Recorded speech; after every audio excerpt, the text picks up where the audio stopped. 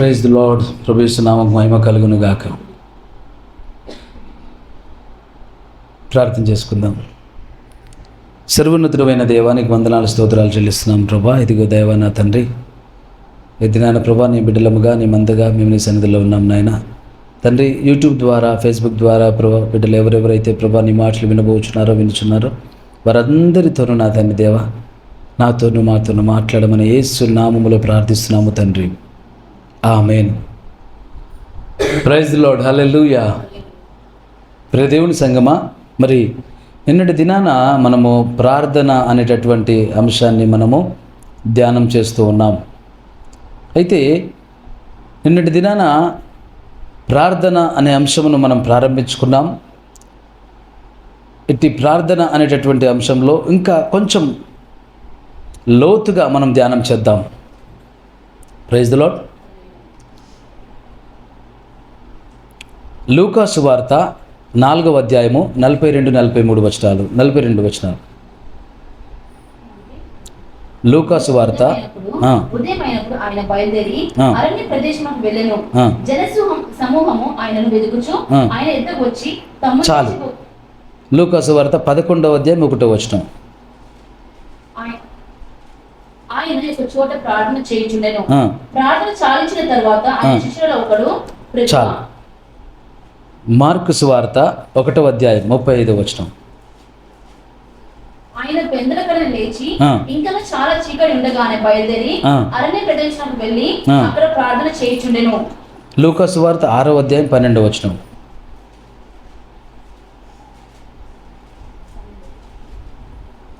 ఆ దినములందు ఆయన ప్రార్థన చేయుటకు కొండకు వెళ్ళి దేవుని ప్రార్థించుటకు రాత్రి గడిపెను. Praise the Lord. ఆయన రాత్రంతా ప్రార్థనలో గడిపాడు. ఆ దినములందు ఆయన ప్రార్థన చేయుట కొండకు వెళ్ళి దేవుణ్ణి ప్రార్థించుట యందు రాత్రి గడిపెను. ఒకటి ఇక్కడ సంపూర్ణ రాత్రి ప్రార్థన అని చెప్పాలి మనం. Praise the Lord. ఏమని చెప్పాలి? సంపూర్ణ రాత్రి ప్రార్థన. సంపూర్ణ రాత్రి ప్రార్థన ఒక చోట మనం చూస్తున్నాము. ఉదయమైనప్పుడు ఆయన బయలుదేరి అరణ్య ప్రదేశమునకు వెళ్ళాను. అక్కడేం చేస్తున్నాడంటే అక్కడ ప్రార్థన చేయడానికి. Praise the lord. ఉదయమైనప్పుడు అరణ్య ప్రదేశంలోకి వెళ్ళి ఏం చేస్తున్నాడు? ఆయన పెందలకడనే లేచి ఇంకనూ చాలా చీకటి ఉండగానే బయలుదేరి అరణ్య ప్రదేశమునకు వెళ్ళి అక్కడ ప్రార్థన చేయుచుండెను. ఒకటి, సంపూర్ణ రాత్రి ఆయన ప్రార్థనలో గడిపాడు. 2, రాత్రి ఉండగానే ఉదయకాలము, మరి రాత్రి ఉండగానే ఇంకా చీకటి ఉండగానే పెందలకడ వేకువజాములో ఆయన ప్రార్థనలోకి వెళ్ళాడు. మరి ఒక చోట చూస్తున్నాము, ఆయన ఒక చోట ప్రార్థన చేయుచుండను. అది ఎక్కడ రాయబడలేదు, ఒక చోట అంట. అంటే నార్మల్ డే టైంలో, మధ్యాహ్న కాలంలో, దిన కాలంలో ఎక్కడో ఒక చోట ఆయన ప్రార్థన చేస్తూ ఉన్నాడు. Praise the lord. లూకా సువార్త 9వ అధ్యాయం 18వ వచనంలో రాయబడింది, ఒకప్పుడు ఆయన ఒంటరిగా ప్రార్థన చేయుచుండగా ఆయన శిష్యులు ఆయన యొద్దకు ఉండిరి. నేను ఎవడని జన సమూహంలో చెప్పుకొనిచున్నారని ఆయన వారిని అడగగా, ఒకప్పుడు ఆయన ఒంటరిగా ప్రార్థన చేయుచుండగా ఆయన శిష్యులు ఆయన యొద్ద ఉండిరి. ఒంటరిగా ప్రార్థన చేస్తున్నాడంట. Praise the Lord. ఆయన రాత్రి జాములో ప్రార్థన, రాత్రంతా ప్రార్థనలో గడిపేవాడు. తెల్లవారుజాము ప్రార్థనకు వెళ్ళేవాడు. ఒంటరిగా ప్రార్థనలో గడిపేవాడు. దినముందు ప్రార్థనలో గడిపేవాడు. అంటే నిన్నటి దినాన మనం ధ్యానం చేసాము. దానియేలు 3 మార్లు ప్రార్థన చేస్తూ ఉన్నాడు. దావీదు 7 మార్లు ప్రార్థన చేసుకుంటున్నాడు. వారి ప్రార్థనా జీవితాలు మనం గమనిస్తే దేవుని సంగమా, ఒకరు 3 మార్లు, ఒకరు 7 మార్లు. అయితే ప్రభువుని యేసుక్రీస్తు వారిని చూస్తే ఆయన దినములో ఎన్నిసార్లు ప్రార్థన చేస్తున్నాడో చెప్పలేము.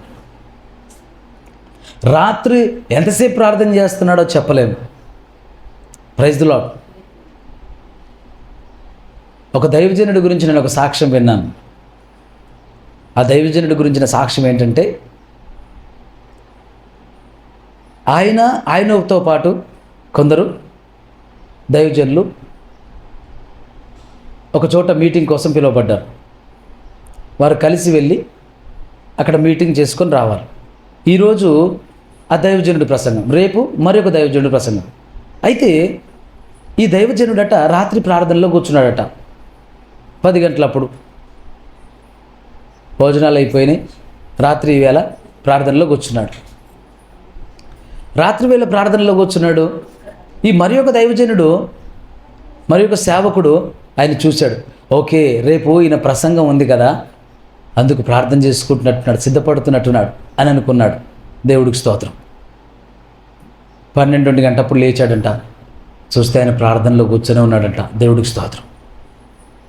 3 గంటలప్పుడు లేచి చూశాడు, ఆయన ప్రార్థనలో కూర్చొని ఉన్నాడట. మళ్ళీ తెల్లారిన లేచేసరికి ఆయన ప్రార్థనలో అలాగే కూర్చొని ఉన్నాడట. దేవుడికి స్తోత్రం కలుగును.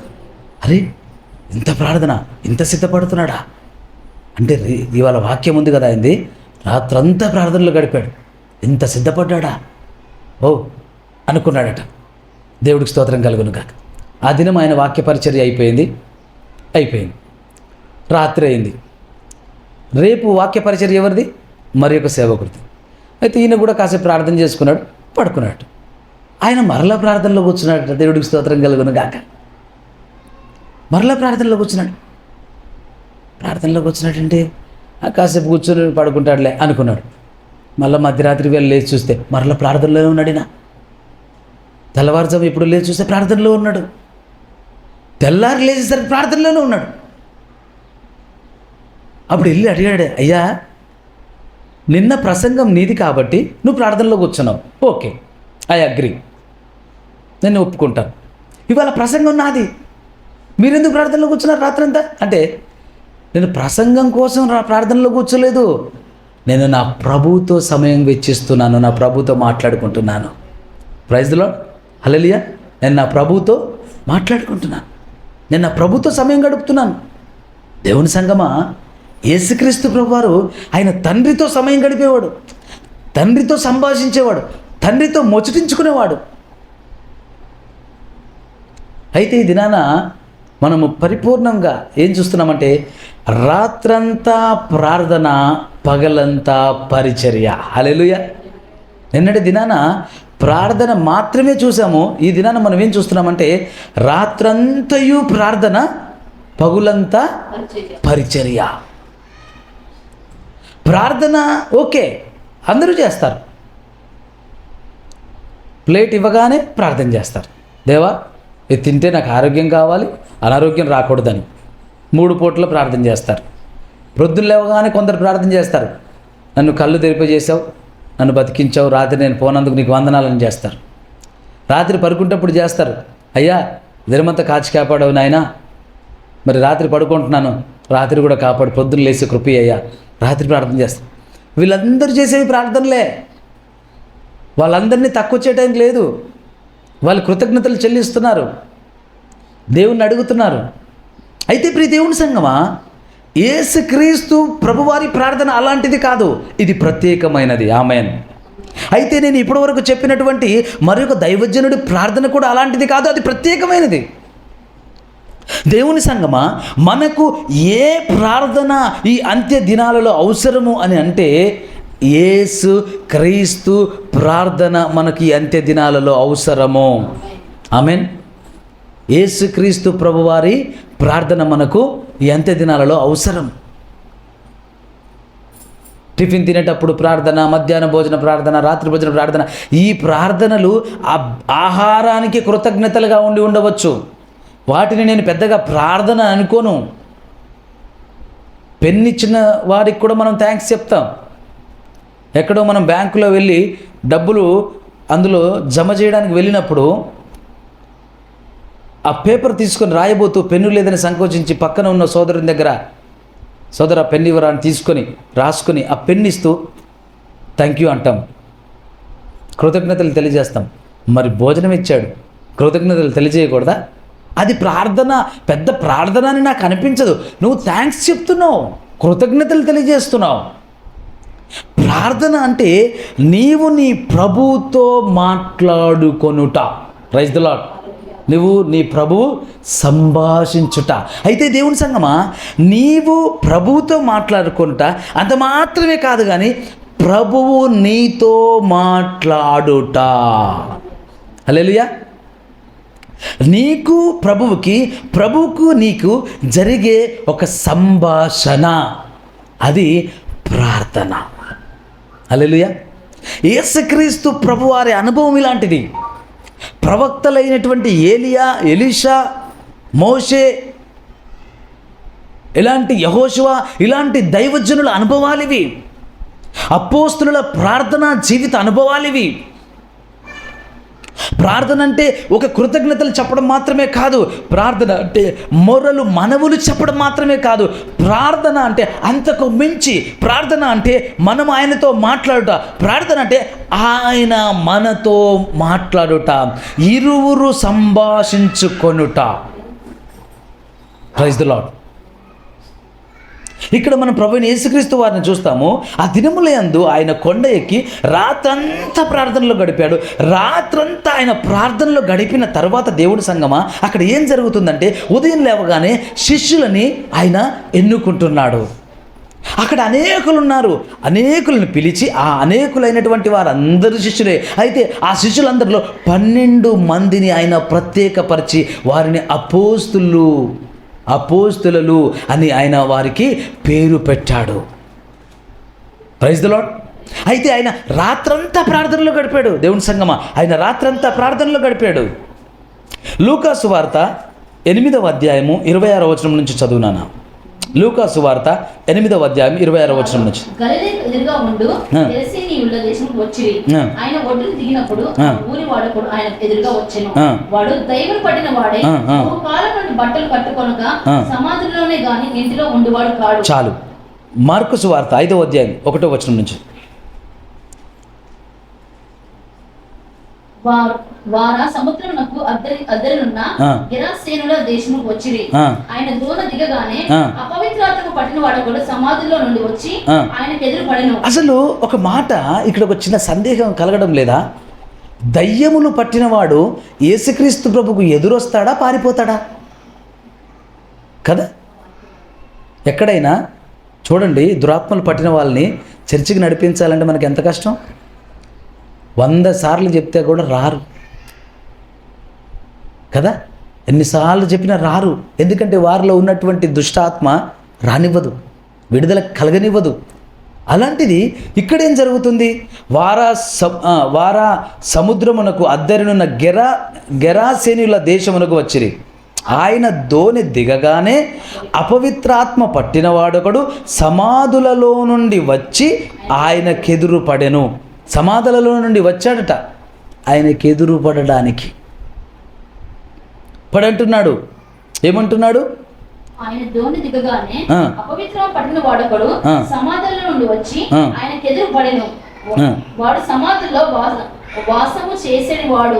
సంఖ్యలతో ఆయనను ఎవడను వాడిని బంధింపలేకపోయాను.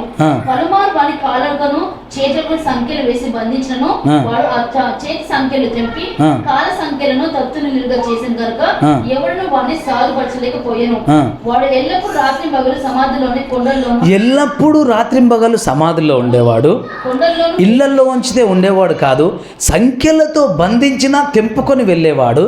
రాత్రింబగలు సమాధుల్లో ఉండేవాడు. ఆ గెరేసిన ప్రాంతంలో కాలు యేసుక్రీస్తు ప్రభు అలా మోపగానే వాడు సమాధుల్లోంచి పరిగెత్తుకొని వచ్చి యేసుక్రీస్తు ప్రభు ఎదుట పడి 7వ వచనం, యేసు దూరం నుండి యేసుని చూచి పరిగెత్తుకొని వచ్చి ఆయన నమస్కారం చేసి యేసు సర్వోన్నతుడైన దేవుని కుమారుడు. చూడండి, ఇక్కడ వాడు దూరము నుండి యేసును చూచి పరిగెత్తుకొని వచ్చి ఆయనకు హలో, ఏం జరుగుతుంది ఇక్కడ? అభిమానులు వస్తున్నారా యేసయ్యకి అక్కడ? కదా, ఆలోచించాలా లేదా? ఇక్కడ మనం దూరము నుండి యేసును చూచి పరిగెత్తుకొని వచ్చి ఆయనకు నమస్కారం చేసి, యేసు సర్వోన్నతుడైన దేవుని కుమారుడా, నాతో నీకేమి, నన్ను బాధపరచుకోమని దేవుని పేరిట నీకు ఆనబెట్టుచున్నాను బిగ్గరగా కేకలు వేశాను. ఎందుకనగా ఆయన అపవిత్ర ఆత్మ ఈ మనుషుని విడిచి పొమ్మని వానితో చెప్పాను. మరియు ఆయనని పేరేమని వానిని అడగగా వాడు నా పేరు సేన ఏలయనగా మేము అనేకులమని చెప్పి. ఓ దేవుని సంగమా, వాడు దూరం నుండి యేసును చూసి పరిగెత్తుకొని వచ్చి నమస్కారం చేసి యేసు సర్వోన్నతుడైన దేవుని కుమారుడా, నాతో నీకేమి? నన్ను బాధపరచకుమా, నన్ను బాధపరచకు. పాతాళంలోకి కానీ పంపిస్తావా నన్ను అంటాడు. ఇంకో చోట పాతాళంలోకి కానీ పంపిస్తావా, అమ్మో నన్ను పంపించొద్దు, నన్ను బాధపరచొద్దు, ఇదిగో అక్కడ దూరాన పందులను చూపిస్తూ అందులోకి పంపించు అని అడుగుతాడు. Praise the Lord. ఇక్కడ గమ్మత్తు ఏంటంటే వాడు ఆశపడ్డాడు కదా, దయ్యం ఆశపడితే కూడా యేసే కనికరిస్తాడు. దేవుడికి స్తోత్రం కలుగును కాక. ఇది నిజంగా గమ్మత్తే కదా, కాదా? దయ్యం ఆశపడుతుంది, ఓ యేసు సర్వోన్నతుడైన దేవుని కుమారుడా, నన్ను పాతాళంలోకి కానీ పంపిస్తావా కదా, నన్ను బాధ పెట్టొద్దు, తమ్మును ఆ దేశంలో నుండి తోలివేయద్దని మిగులు బతిమాలుకొనెను. అయ్యా, అక్కడ కొండ దగ్గర పందులు పెద్ద మంద మేయిచుండెను గనుక ఆ పందులలో ప్రవేశించినట్లు మమ్మను వాటి యొద్దకు పంపమని ఆ దయ్యములు ఆయన్ను కొనెను. యేసు వాటిని సెలవీయగా ఆ పవిత్రాత్మలు వానిని విడిచి పందులలో ప్రవేశించెను. ఇంచుమించు ఆ రోజు ఎన్ని 2000 సంఖ్యలు గల ఆ మంద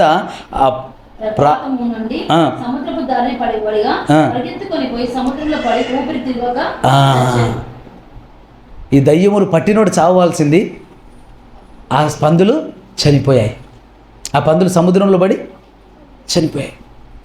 అయితే బతిమాలుకున్నాయంట, యేసు ప్లీజ్ ప్లీజ్ యేసు మమ్మల్ని పాతాళంలోకి పంపొద్దు, ఈ ఊర్లోంచి వెళ్ళగొట్టొద్దు, మమ్మల్ని కొంచెం గందరగోళంలో పడవద్దు, మమ్మల్ని బాధ పెట్టొద్దు ప్లీజ్. బతిమాలుకున్నాయంట. బతిమాలుకోవడం అంటే ఏంటి? ప్లీజ్ ప్లీజ్ అని ఉంటాయి. బతిమాలుకున్నాయంట దయ్యాలు. బతిమాలుకుని ఆ పందులకు పంపేవా అంటే వాటిని కూడా కనికరించాడు ఈయన. దేవుడికి స్తోత్రం కలుగునుగా. నిజంగా ఎంత మంచి దేవుడు యేసయ్య అంటే, నిజంగా మరి దయ్యాలు కూడా యేసయ్యాని కనుక ప్రార్థన చేస్తే వాళ్ళ ప్రార్థన కూడా వింటాడో మరి. దేవుడికి స్తోత్రం కలుగును కాక. నిజంగా ఆశ్చర్యం ఇక్కడ. అయితే దేవుని సంగమా, ఇక్కడ ఒక లోతైనటువంటి ఒక మర్మం ఏమి దాగి ఉందంటే, ఇక్కడ యేసుక్రీస్తు ప్రభువారు అక్కడ పాదం మోపగానే, ప్రైజ్ ది లార్డ్, అక్కడ పాదం మోపగానే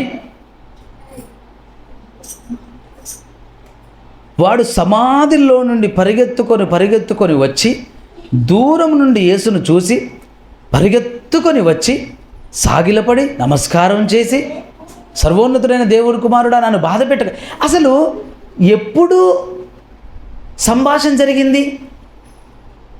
కింద రాయబడుతుంది ఏమంటే, ఎందుకనగా ఆయన ఆ పవిత్ర ఆత్మ ఈ మనుష్యుని విడిచిపోమ్మని వానితో చెప్పారు. ఎప్పుడు చెప్పాడు? ఆ సంభాషణే లేదే, ఆ సంభాషణ ఇక్కడ జరగలేదే. ఎప్పుడు చెప్పాడు? ఆ సంభాషణ ఇక్కడ జరగలేదు కదా, ఎప్పుడు చెప్పాడు? ఒకటి. రెండవది, ఎక్కడైనా దయ్యములు పట్టిన వాళ్ళు పారిపోతారు, అటే ఇటు వస్తారా? మామూలు వాళ్ళని కొట్టడానికి తన్నడానికి వచ్చారంటే అర్థం ఉంది. మామూలు సామాన్యమైన మనుషులను చంపడానికో దాడి చేయడానికో బాధ పెట్టడానికి వచ్చాయంటే అర్థం ఉంది. ఇతడు సర్వోన్నతుడైన దేవుని కుమారుడు నజరేయుడైన యేసుని ఎరిగి ఎందుకు వస్తాయి? అస్సలు రావు. దేవుడికి స్తోత్రం కలుగును గాక. దయ్యాలకు తెలీదా ఆయనని? తెలుసు, అసలు రావు కదా. ఎందుకు వస్తున్నాయి, ఎలాగొస్తున్నాయంటే, దేవుని సంగమా ఒక మాట సెలవయ్యనివ్వండి. నేను ఇక్కడే ఆపుతాను. మరి ఒక చోట మనం చూద్దాం. యోహాను సువార్తలో ఒక మాట రాయబడుతుంది. యోహాను సువార్తలో ఎక్కడ ఆ మాట రాయబడుతుందో చూడండి. ఏమి ఆ మాట అంటే, ఆ యొక్క లాజరు విషయమై మార్త యేసుక్రీస్తు ప్రభువారితో కబురు పంపిస్తుంది. యేసుక్రీస్తు ప్రభువారికి కబురు పంపిస్తుంది. అయ్యా, నువ్వు ప్రేమించే శిష్యుడు, నీకు ప్రియమైన శిష్యుడు రోగి అయి ఉన్నాడు అని. 11వ అధ్యాయం 2వ వచనంలో యోహాను సువార్త. ఈ లాజరు ప్రభువునకు అత్తరు కూర్చి తలవెంట్రుకలతో ఆయన పాదం తుడిచిన మరియకు సోదరుడు. అతని అక్క చెల్లెండ్రు, ప్రభువా, ఇదిగో నీ ప్రేమించేవాడు రోగి ఉన్నాడని ఆయన ఇద్దరు వర్తమానం పంపిరి. యేసు అది విని, ఈ వ్యాధి మరణం కొరకు వచ్చినది కాదు కానీ దేవుని కుమారుడు దాని వల్ల మహిమపరచబడినట్లు దేవుని మహిమ కొరకు వచ్చినను. Praise the lord. అంటే ఇక్కడ ఆ కబురు రాగానే ఈయన కలవరపడడం లేదు, కానీ ఆత్మలో వివేచిస్తున్నాడు, ఆత్మలో దాన్ని గ్రహిస్తున్నాడు. Praise the lord. యేసుక్రీస్తు ప్రభువారు రాత్రంతా ప్రార్థనలో గడిపే అనుభవం కలిగినటువంటి ఆయన. యేసుక్రీస్తు ప్రభువారు రాత్రంతా ప్రార్థనలో గడిపే అనుభవం గలవాడు. ఎందుకయ్యా రాత్రంతా ప్రార్థనలో గడుపుతున్నావు అంటే, నేను నా తండ్రితో సంభాషిస్తున్నాను. ఆమేన్. నేను నా తండ్రితో మాట్లాడుతున్నాను, నేను నా తండ్రితో సమయం గడుపుతున్నాను. అయితే అక్కడ, ఓ ప్రభువా నీ ఒక్కడివే మాట్లాడతావా, తండ్రి కూడా నీతో మాట్లాడతాడా అంటే, తండ్రి మాట్లాడుతూ ఉంటాడు, నేను వింటూ ఉంటాను. Praise the Lord. ఎందుకంటే ఆయన అంటాడు, నా తండ్రి ఏం మాట్లాడుతున్నాడో నేను అది వినుచున్నాను. నా తండ్రి ఏది చెప్తున్నాడో అదే మీతో చెప్తున్నాను. నా తండ్రి ఏవి చేస్తున్నాడో అవే మీకు నేను చేస్తున్నాను. నా తండ్రి క్రియలే తప్ప వేరేది ఏమీ లేదంటాడు. ఎల్లవేళలా ఇదే మాట అంటాడు. ఎప్పుడయ్యా అంటే, ఆయన ప్రార్థించిన ప్రతిసారి తండ్రితో సంభాషిస్తుంటాడు.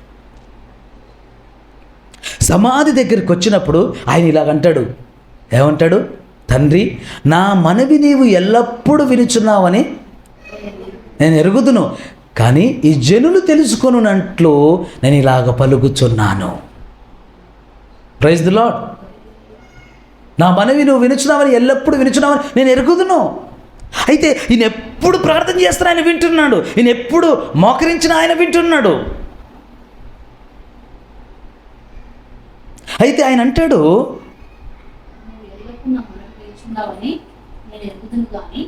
అది కాదు, నేను ఇంకో మాట చెప్పబోతున్నాను. ఆయన అంటాడు లూకాసు వార్త 22వ అధ్యాయంలో 44వ వచనం, 45వ వచనం చదివాను. ఆయన ప్రార్థన చాలించి లేచి తన శిష్యుల యొద్దకు వచ్చి, వారు దుఃఖం చేత నిద్రించుట చూచి, మీరెందుకు నిద్రించుచున్నారు? శోధనలో ప్రవేశించుకొనున్నట్లు లేచి ప్రార్థన చేయుడని. శోధనలో ప్రవేశించకుండునట్లు లేచి ప్రార్థన చేయుడి. 42వ వచనంలో చూస్తే, వారి యొద్ద నుండి రాతివేత దూరం వెళ్ళి మోకాళ్ళూని, తండ్రి ఈ గిన్నె నా యొద్ద నుండి తొలగించుటకు నిశ్చితమైతే తొలగించుము. ఎస్, ఆయన మోకరించే అనుభవం ఉంది ఆయనకు. మోకాళ్ళు వేసుకొని ప్రార్థన చేస్తున్నాడు, రాత్రులు ప్రార్థన చేస్తున్నాడు, పగులు ప్రార్థన చేస్తున్నాడు, మధ్యాహ్నం వేళ, సంధ్య వేళ, ఉదయకాలం వేళ, వేకువజాము వేళ. అయ్యా నువ్వు ఎప్పుడు ప్రార్థన చేయవంటే, ఎప్పుడు చేయనని తెలీదు, అన్ని వేళల్లో చేస్తాడు ఆయన ప్రార్థన. ఆయన ఆత్మలో ప్రార్థన చేస్తాడు, మనసులో ప్రార్థన చేస్తాడు. Praise the lord.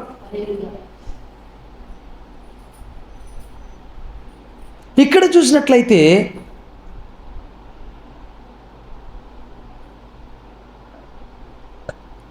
లాజరు గురించిన సమాచారం తెలవగానే, అది లాజరు మరణం కొరకు వచ్చింది కాదు, దేవుని కుమారుడి మహిమ కొరకు వచ్చింది అని చెప్తున్నాడు. అంటే ఆయన ఆత్మలో వివేచిస్తున్నాడు. ఇదంతా ఎలా జరుగుతుంది అంటే, ఆయన ప్రార్థనలో గడిపేవాడు. ఆమేన్. ప్రార్థనలో గడిపేవాడు. శిష్యులను రేపు ఉదయం నేను అపోస్తులుగా ప్రకటించే 12 మందిని ఎన్నుకోబోతున్నాను అని అనుకున్న దినాన రాత్రంతా కొండ ఎక్కి ప్రార్థనలో గడిపి, తెల్లవారిన తర్వాత కొండ దిగి శిష్యులను పిలిచి అందులో 12 మందిని ప్రత్యేకపరిచి వారిని అపోస్తులుగా నిర్ణయించాడు, పేరు పెట్టాడు. అంటే రాత్రంతా ప్రార్థనలో గడిపాడు. ఎందుకంటే నేను రేపు ఉదయకాలం ఒక కార్యం చేసేది ఉంది. Praise the Lord. రాత్రంతా తండ్రితో సంభాషించాడు, తండ్రితో మాట్లాడాడు. తండ్రి ఈయనతోనూ, ఈయన తండ్రితోనూ మాట్లాడుకున్నారు. Praise the lord. ప్రియ దేవుని సంగమా,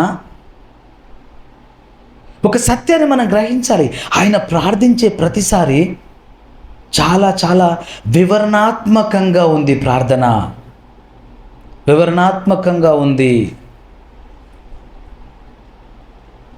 లూకాసు వార్త 9వ అధ్యాయము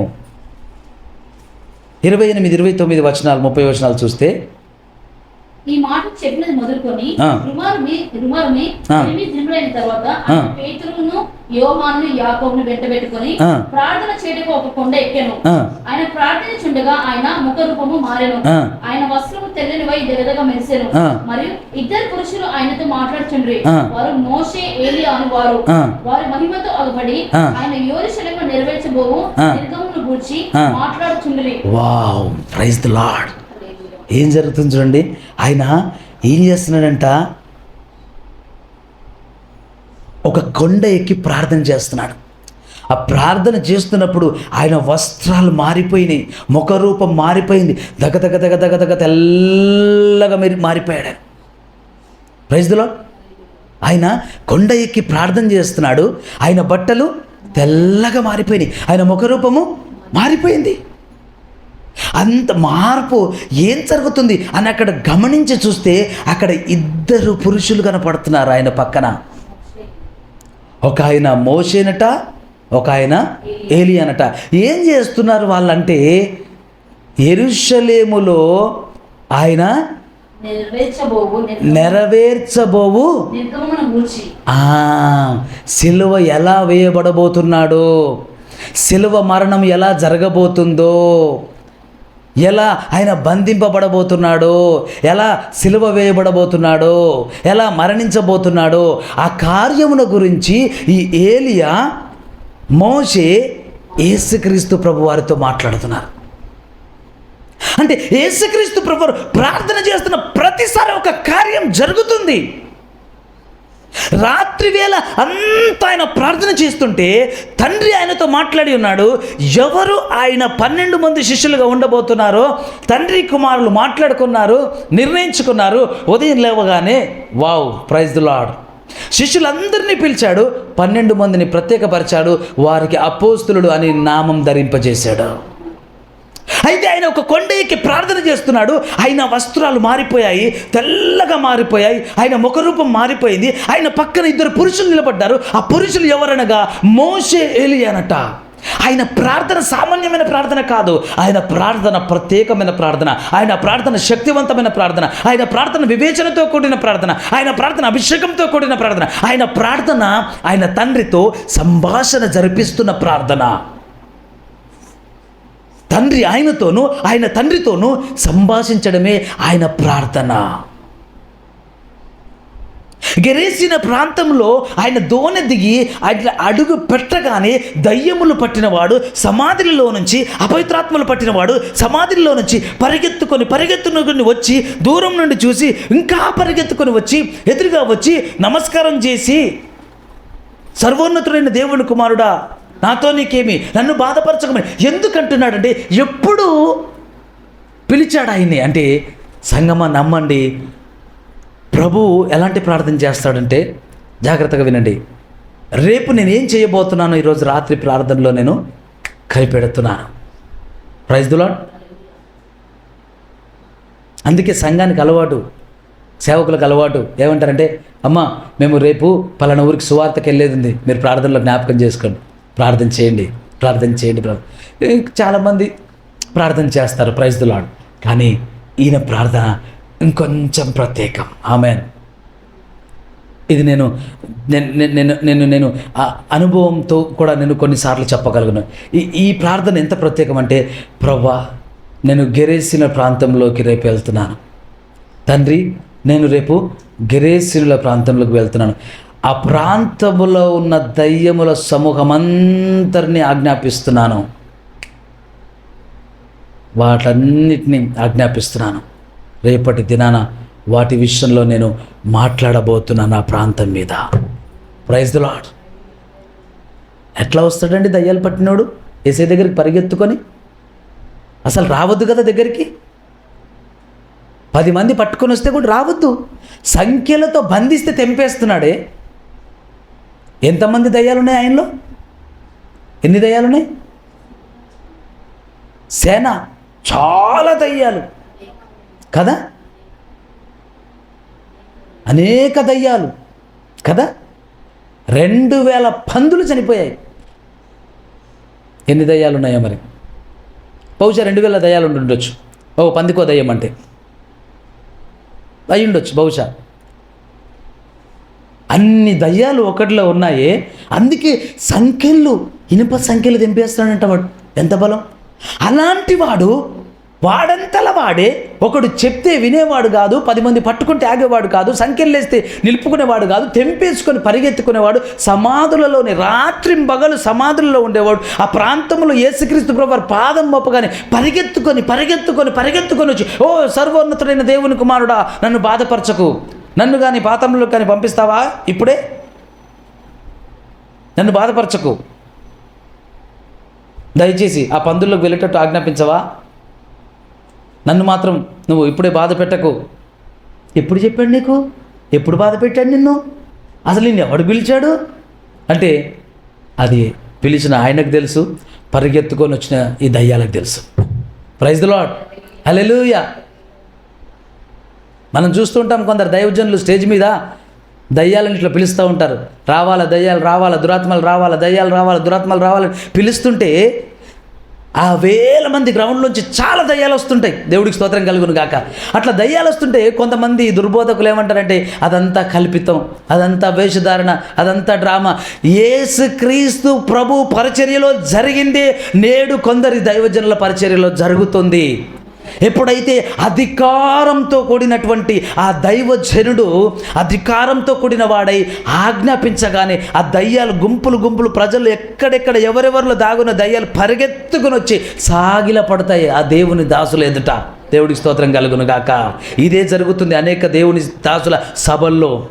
వాటిని దుర్బోధలని చెప్పే దుర్బోధకులు కొందరున్నారు. ఇలాంటి కార్యాలు యేసుక్రీస్తు ప్రభు కాలంలో జరిగాయి. అవి ఆయన రహస్య ప్రార్థనలో జరిగింది. అది ఏ ప్రాంతంలోకి అయితే వెళ్తున్నాడో దాని గురించి ఆయన ముందు వివేచిస్తున్నాడు. నువ్వు ప్రేమించే శిష్యుడు రోగి అయి ఉన్నాడు ప్రభువా అంటే అది మరణం కొరకు రాలేదు, దేవుని కుమారుడి మహిమ కొరకు వచ్చింది.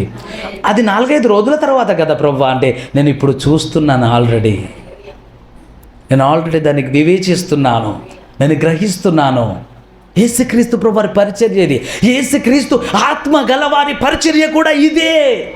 ఏ ప్రాంతంలోకి అయితే వారు వెళ్ళబోతున్నారో ఆ ప్రాంతం గురించి ప్రార్థన చేస్తారు. ఆ ప్రాంతంలో ఉన్న దురాత్మ చీకటి శక్తుల సమూహంలో ఇక్కడి నుంచి ఆజ్ఞాపించి ఇక్కడి నుంచి బంధిస్తారు. అధికారము గల దైవజనులకు ఇది సాధ్యము.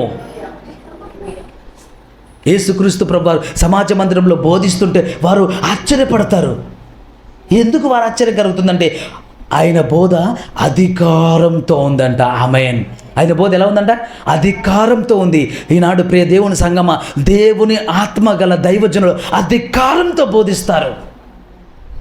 ఒక దైవజనుడు సాక్ష్యం ఇచ్చాడు, అయ్యా ఈ ప్రాంతంలో అనేకులు బోధిస్తారు. అయితే ఆయన అతిశయంతో నేను ఇది చెప్పడం లేదు కానీ సాక్ష్యము కొరకు నేను చెప్తున్నాను.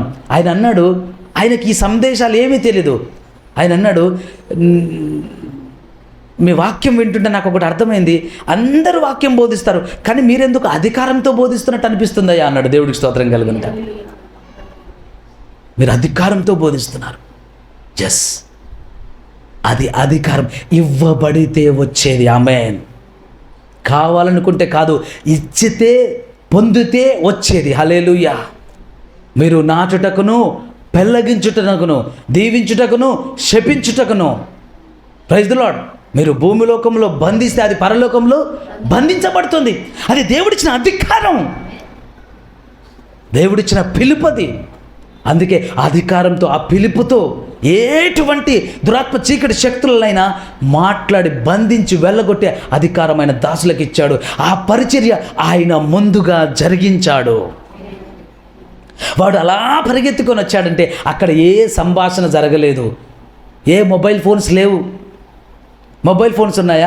ఇప్పుడు ఈ దుర్బోధకులు ఏమంటారంటే యేసుక్రీస్తు ప్రభు దగ్గర కూడా మొబైల్ ఫోన్ ఒకటి ఉంది, ఆ సమాధుల్లో దయ్యాలు పట్టిన వాడి దగ్గర కూడా మొబైల్ ఫోన్ ఒకటి ఉంది. వాడికి ఫోన్ చేసి ఉంటాడు యేసయ్య, ఫోన్ చేసి ఒరే నేను గెరేసీలో అడుగు పెడుతున్నాను, రేపు నేను అడుగు పెట్టంగానే నువ్వు రావాలని ఫోన్ చేసి ఉంటాడు. అప్పట్లో కూడా స్మార్ట్ ఫోన్లు ఉండేవి. కొందరు ఉన్నారు దుర్బోధకులు, వాళ్ళకి పాపిష్టి బోధ తప్ప ఇంకోటి రాదు. అభిషేకం ఉన్న సేవకులను తక్కువ చేయటం, హేళన చేయటం, ఇలాంటి బోధలే వాళ్ళు చేసేది. ఏ సెల్ ఫోన్ ఉంది ఏసై దగ్గర? ఏ మొబైల్ ఫోన్ ఉంది? ఆ సమాధులలో రాత్రింబగలు గడిపే దయ్యాలు పట్టినోడు ఎన్నో దయ్యాలట. దయ్యాలే లేవంటాడు ఈ దయ్యం పట్టినోళ్ళు. దయ్యం పట్టినోళ్ళు కాక ఎవరు దయ్యాలు లేవంటారు? నాకు దయ్యం పట్టిందా అంటాడు. ఎవడంటాడు? దయ్యం పట్టినోడు అంటాడు. దయ్యాలే లేవంటాడు. ఎవడంటే దయ్యం పట్టినోడే అంటాడు దయ్యాలు లేవని. వేరొకడు అనడు. యేసుక్రీస్తు ప్రభువు చెప్తున్నాడు, దురాత్మల మీద, చీకటి శక్తుల మీద మీకు అధికారం ఇస్తున్నాను, వెళ్ళగొట్టండి. అపవిత్రాత్మలను వెళ్ళగొట్టండి. ప్రైజ్ ది లార్డ్, హల్లెలూయా. ఉన్నవాటిని వెళ్ళగొట్టారా? లేని వాటిని వెళ్ళగొట్టారా? ఉన్నవాటిని వెళ్ళగొట్టారు. పౌలు పరిచర్యలు జరిగాయి, పేతురు పరిచర్యలు జరిగాయి, యోహాను పరిచర్యలు జరిగాయి, ఫిలిప్పు పరిచర్యలు జరిగాయి. ఎంతమంది పరిచర్యలు, కడమ అపోస్తుల పరిచర్యలు, వారి శిష్యుల పరిచర్యలు, ఇప్పుడు నేటికి మన పరిచర్యలు కూడా జరుగుతున్నాయి. దేవుడికి స్తోత్రం కలుగును గాక. ఆ అధికారం ఉన్న వాళ్ళు ప్రసంగిస్తున్నప్పుడే దయ్యాలు బయటకు వస్తుంటాయి. ఆ అధికారం ఉన్న వాళ్ళు ఆరాధిస్తున్నాక దయ్యాలు బయటకు వస్తాయి. విజయవాడలో నేను ఒక చోట వాక్య పరిచర్య చేస్తున్నాను, అంతే. వాక్య పరిచర్య జరుగుతున్నప్పుడే చివరిగా క్లోజింగ్ ప్రేయర్ అలాగ ఒక పల్లవి పాడుతున్నాను. 6 సంవత్సరాల చాతబడట లేచి గంతులేస్తుంది. ఆమె ఎవరు కాదు, అక్కడ సేవకుడిగా వాడబడుతున్న ఆ సేవకుడి తల్లి. ఎంతోమంది సేవకులు వస్తే సైతం వాళ్ళని పరిగెత్తిచ్చిందట, భయపెట్టిందట. ఆ రోజు మాత్రం కుప్పగొలిపోయింది. దేవుడికి స్తోత్రం కలుగును గాక. రాత్రి 11 గంటల వరకు అక్కడ ప్రార్థనలు, స్వస్థతలు అద్భుతాలు జరిగాయి. దేవుడికి స్తోత్రం కలుగును గాక. ఆమెలో ఉన్నట్టు నాకు తెలియదు, ఆ సేవకుడు కూడా నాతో పంచుకోలేదు ఎప్పుడు. కానీ ఆ రోజు అట్లా బయటకు వచ్చేసింది. ఏం చేసావు ఈమెకంటే? మోకాళ్ళలో ముళ్ళులు పెట్టా, చీలబండలలో ముళ్ళులు పెట్టా, ఈమెకు పక్షవాతం కలగజేశా అని చెప్తుంది ఆమె. దేవుడికి స్తోత్రం కలుగును గాక. ప్రియ దేవుని సంగమా, దేవుని బిడ్డలారా, యేసుక్రీస్తు ప్రభువారి పరిచర్య ప్రార్థన, ప్రార్థన, ప్రార్థన. రాత్రులు ప్రార్థన, పగలు ప్రార్థన. రాత్రులు ప్రార్థన, పగలు ప్రార్థన. ఎందుకయ్యా ప్రార్థన అంటే? ప్రార్థన అంటే ప్రభువుతో సంభాషణ, ప్రభువుతో ముచ్చటించుట, నాతోని ప్రభువుతో నేను మాట్లాడుట. ఆయన తండ్రితో, తండ్రి కుమారుడితో మాట్లాడుకుంటున్నారు. అందుకే రాత్రంతా ప్రార్థన, పగులంతా పరిచర్య విజయవంతముగా జరుగుతుంది. ప్రైజ్ ది లార్డ్, హల్లెలూయా. దేవుని సంగమా, దేవుని బిడ్డలారా, ఈ సత్యాన్ని మనం గ్రహించాలి. మనము ప్రార్థన ఎడతెగక ప్రార్థన చేసేవారముగా ఉందుముగాక. ఎడతెగక ప్రార్థన చేసేవారముగా, అత్యాసక్తితో ప్రార్థన చేసేవారముగా. ఆమేన్. పేతురు చెరసాలలో వేయబడ్డప్పుడు సంఘం ఎలా ప్రార్థన చేసింది? అత్యాసక్తితో ప్రార్థన చేసింది. ఎడతెగక ప్రార్థన, సంపూర్ణ రాత్రి ప్రార్థన, మిట్ట మధ్యాహ్నం ప్రార్థన, వేకువజాము ప్రార్థన. ప్రైజ్ ది లార్డ్, హల్లెలూయా. ఏదైనా నువ్వు తలపెట్టబోతున్నావా? ప్రార్థన, ప్రార్థన, ప్రార్థన. ఆమేన్. దేవుని సంగమా, ప్రభు రాత్రంతా ఏ ప్రాంతంలో ఆయన అడుగు పెట్టబోతున్నాడో ఆ ప్రాంతమును ముందే ఆయన ఆజ్ఞాపించేవాడు. ఆయన ఆ ప్రాంతమును చూచేవాడు, ఆయన ఆ ప్రాంతమును దర్శించేవాడు. అది వివేచన, ఆత్మలో వివేచన. ఇది ఏలియా దైవజనుడిలో ఉంది, అపోస్తులుడైన పౌలులో ఉంది, దైవజనుడైన ఎలీషాలో ఉంది, ఎలీషా ప్రవక్తలో ఉంది, ప్రభు అయిన యేసుక్రీస్తు వారిలో ఉంది, అపోస్తులుడైన పౌలులో కూడా ఉంది. ప్రార్థన చేస్తూ ఆ ప్రాంతాన్ని వివేచించడం, ప్రార్థన చేస్తూ ఆ భక్తులను వివేచించడం, ప్రార్థన చేస్తూ ఆ సంఘాన్ని వివేచించడం, ఆ సంఘంలో ఏం జరుగుతుందో చూడటం, ఆ ప్రాంతంలో ఏం జరుగుతుందో చూడటం, ఆ పట్టణంలో ఏం జరుగుతుందో చూడటం. ఇదంతా కూడా పరిశుద్ధాత్మ సహాయంతో జరుగుతుంది. తనకు తాను ఎవరు ఏం చేయలేరు. మరలా కొందరు దుర్బోధకులు అంటారు, ఏమంటారు? ఇదే మాట, అక్కడ తుఫాన్లు ఆపలేదు, ఇక్కడ అలలను ఆపలేదు, ఇక్కడ భూకంపాలను ఆపలేదు, మీకు పరిశుద్ధాత్మ వరాలు ఉన్నాయి కదా, స్వస్థపరిచే వరాలు ఉన్నాయి కదా అని ఈ పాపిష్టి గొంతులు వేసుకొని ప్రజల మీద పడిపోతారు. ప్రజలను, దేవుని రాజ్యాన్ని, దేవుని సంఘాన్ని పక్క మార్గం పట్టించడానికి. దేవుడు మారలేదు. ఆయన రాకడ వరకు పరిశుద్ధాత్మ కార్యాలు జరుగుతాయి. ఆయన రాకడ వరకు పరిశుద్ధాత్మ ఉంటుంది. అంత్య దినములలో ఆత్మ ఆయన ప్రజల మీద కుమ్మరిస్తా అని చెప్పాడు. అడుగు వారికి ఎంతో నిశ్చయముగా ఇస్తా అన్నాడు. ఆత్మనిస్తాడు ఆయన. వృద్ధులు కలలు గందురు, యవ్వనులు దర్శనములు చూచుదురు. దర్శనాలు చెప్తే నమ్మరు కొందరు, కళలు చెప్తే నమ్మరు. బైబిల్ని నమ్మద్దు అని చెప్పు, నమ్మలేనని చెప్పు. నువ్వు కళలు నమ్మను, దర్శనాలు నమ్మనని చెప్పకు. నేను బైబిల్ను నమ్మను, బైబిల్లో లేని బోధ దుర్బోధ ఒకటి ఉంది, అది నేను నమ్ముతానని చెప్పు. అంతేగాని కళలు నమ్మను, దర్శనాలు నమ్మను, అభిషేకాన్ని నమ్మను, ఆత్మవరాలను నమ్మనని చెప్పడం కన్నా బైబిల్ నమ్మనని చెప్పు. ఈ పాపిష్టి బతుకు, ఆ బతుకుతున్నావు నువ్వు దుర్బోధ చేసుకుంటూ. దేవుని సంఘాన్ని గలిబిలి చేయడానికి తప్ప నీ బోధ దేనికి పనికిరాని బోధ. దేవుని సంఘమా, ప్రియ దేవుని జనమా, ఆనాడు అపోస్తులలో పరిశుద్ధాత్ముడు ఎలా కార్యం చేశాడో నేడు అలాగనే కార్యములు చేయుచున్నాడు. నువ్వు ప్రార్థనలో గడపాలి, ప్రభుతో ముచ్చటించాలి, ప్రభుకు సమయం వెచ్చించాలి, ప్రభుతో సంభాషించాలి. ప్రభు నీ కొరకు సిద్ధంగా ఉన్నాడు. ఆయన మారలేదు. ఆయన ఆత్మకార్యములు అలాగే ఉన్నాయి. నేటికి ఆయన సజీవుడైన దేవుడై ఉన్నాడు. నేటికి ఆయన మారని దేవుడై ఉన్నాడు.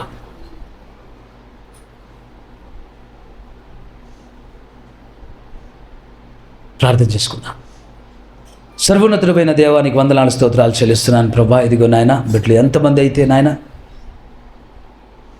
ఇక్కడ నీ సన్నిధిలో ఉన్నారు అయ్యా, మరి యూట్యూబ్ ద్వారా, ఫేస్బుక్ ద్వారా ఎంతమంది అయితే ప్రభా నీ వీడియోని ఆలకిస్తూ నీ ప్రార్థనలో ఏకీభవిస్తున్నారు, యేసుక్రీస్తు నామంలో నీ దాసుడిగా ప్రార్థిస్తున్నాను.